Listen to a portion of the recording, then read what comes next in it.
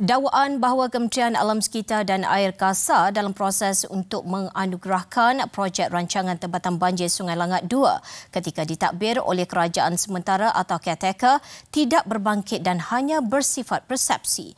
Dalam satu kenyataan, KASA memaklumkan Kementerian menangguhkan segala proses perolehan berkaitan dengan projek Tempatan Banjir secara off-budget 2023-2030 sepanjang tempoh kerajaan caretaker, iaitu selepas pembubaran Parlimen pada 10 Oktober lalu.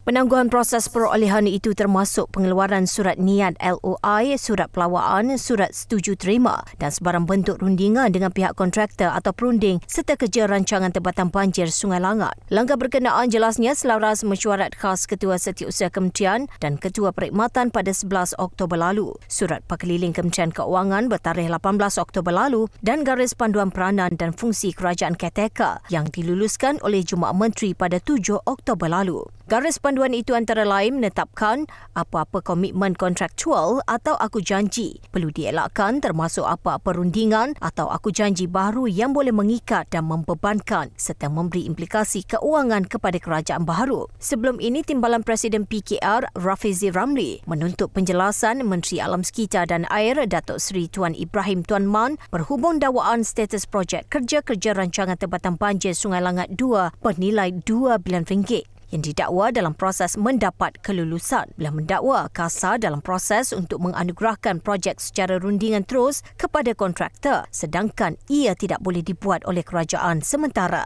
Semalam, Datuk Seri Tuan Ibrahim Tuan Man turut menafikan beliau pernah meluluskan projek di bawah KASA sejak Parlimen dibubarkan dan meminta Rafizi membuat laporan kepada Suruhanjaya Pencegahan Rasuah Malaysia SPRM sekiranya mempunyai bukti. Beliau juga akan meminta peguamnya melihat dari aspek undang-undang mengenai dakwaan Rafizi itu.